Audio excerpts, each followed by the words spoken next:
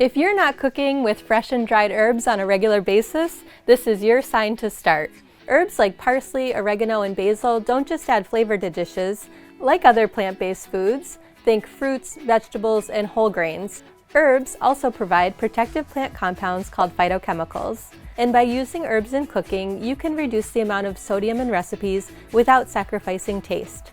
When storing fresh herbs, get the most out of them by storing them like flowers. Trim the ends, then place them in a cup with water. Most herbs should be kept in the refrigerator, but basil does best at room temperature. When ready to use them, rinse under cool water and pat dry. With the herbs I have here, I'm going to make an easy chimichurri, which is great for grilling season. To a food processor, we're going to add parsley, cilantro, garlic, oregano, green onions, salt, pepper, cumin, red pepper flakes, vinegar, water, and olive oil.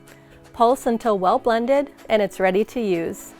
Oftentimes, chimichurri is served over steak, which is how I'm enjoying it today, but it's also delicious with chicken and vegetables too. For the full recipe, visit bigY.com. Until next time, be well.